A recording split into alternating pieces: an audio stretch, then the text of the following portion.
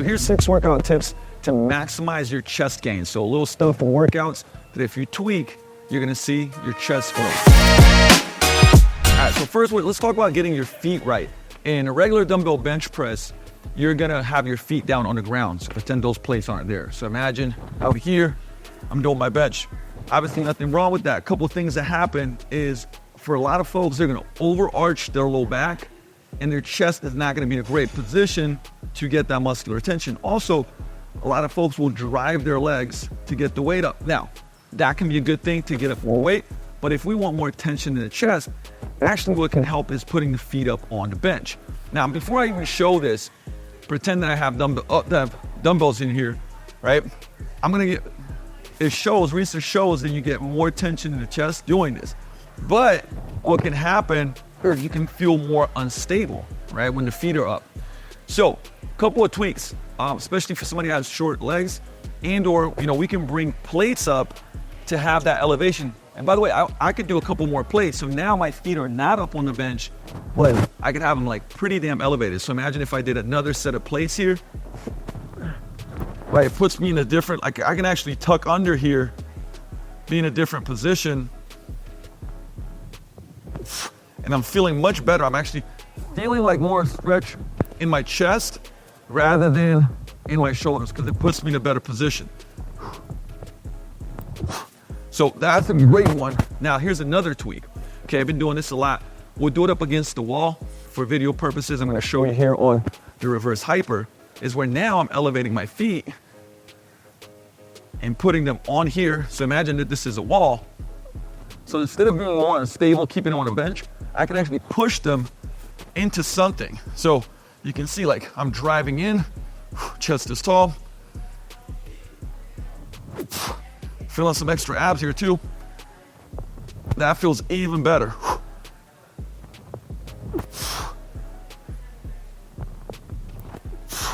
So that position, again, if you just think about the position of the chest, or should I say the rib cage, elevating your feet, keeping them up on a bench. But again, the downside of keeping them up on a bench is the stability portion of it, where here I can drive into it. And again, this can be a wall.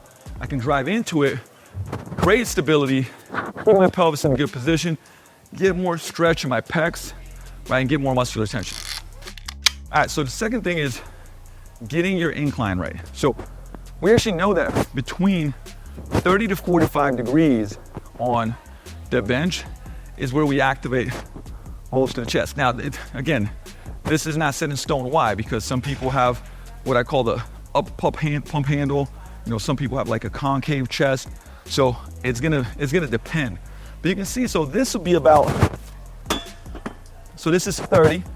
This is what would be for many people probably the ideal. You can go up as high as 45. Let's see, 45 right here. But again, depending on your ribcage position. So I'm playing around with that, but a sweet spot for most is that 30 degree. And once you start going too far beyond that front of the shoulder is gonna kick in. But notice the difference from flat bench to this. Most people will actually feel their chest more in this position. Then another thing that's just like a bonus is like, hey, where do you go? Do I go pronated?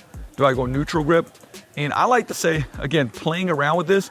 By the way, this is a drill that I like to do, is to mess around here and just go into an isometric and see, like, for example, right here, I feel that upper pec. So now you can find a position where you feel the biggest stretch in the chest, but not in your shoulders. Now, again, you want to have and change your variations because you don't want to be doing the same thing the whole time. But imagine how many different, I would say, phases you can go through where I'm at a 30 degree incline, right? And I'm finding that stretch here. I go to, next 3 to 4 weeks, I go 15 degree incline. I'm going neutral grip with the elbows out a little bit more, getting that huge range of motion, feeling the pecs, right? But make sure you play around with your angle.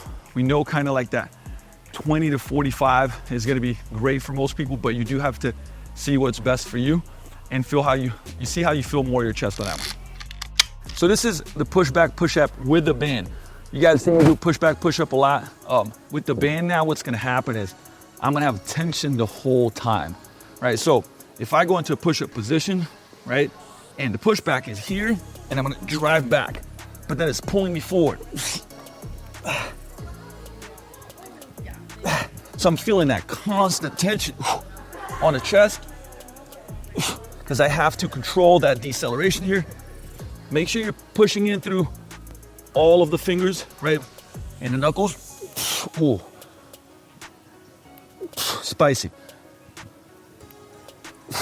So great variation on the push-up. And you can see I'm just putting the band right around my armpits, my upper back. Feels comfy. Attach it somewhere. Get enough time. Again, I can make it a little bit harder, step a little bit further back. But this has been a great push-up variation to build that chest.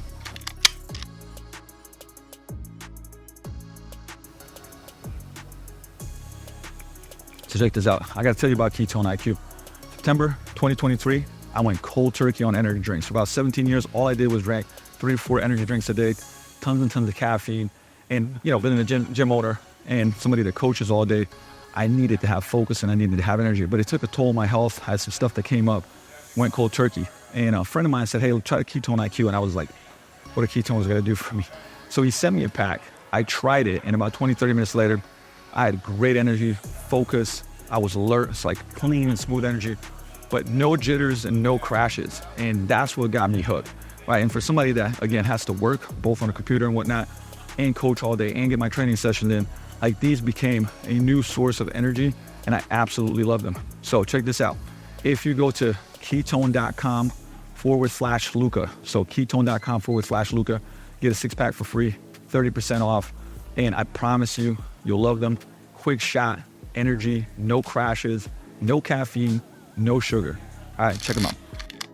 All right, so the hip bridge press, this is great. This replaces the decline. And first of all, a lot of gyms don't have a decline bench.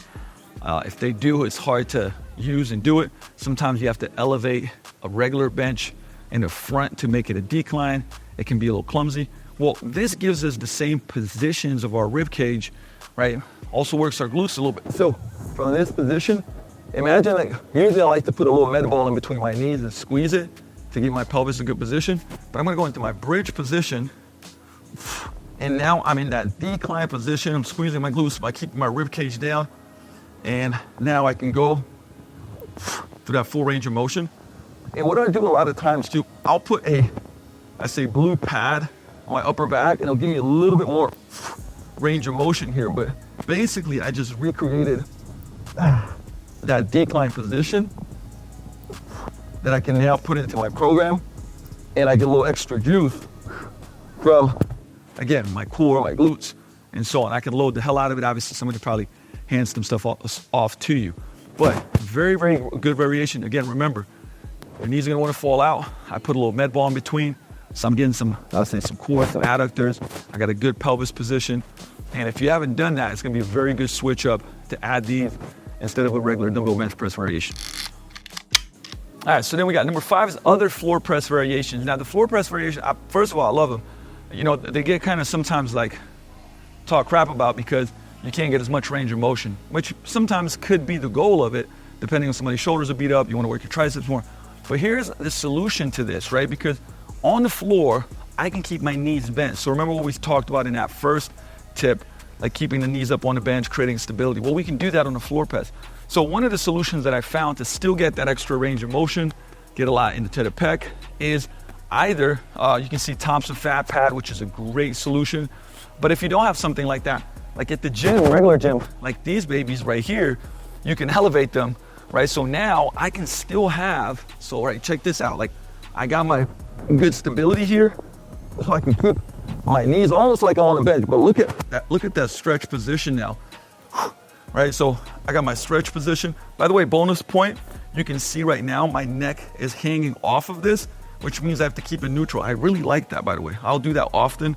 That's just a bonus tip, keeping my neck off the bench. Now I keep a neutral neck position. But as here, I got this stability, right? I can get my pelvis in place. Because of that pad, I can get really deep into my stretch, just like I would on a regular dumbbell bench press, and really get into those positions. So now that limiting factor that a lot of people say that come with floor presses, I've kind of knocked that out of the way with the bonus of keeping stability. And again, you can do that on these and even elevate them. You'll find those in kind of like the dance studios or whatnot. So anything that can elevate it, just so I get that extra range of motion, is going to be really helpful. So now that floor press, we just upgraded it. So this is a push-up variation.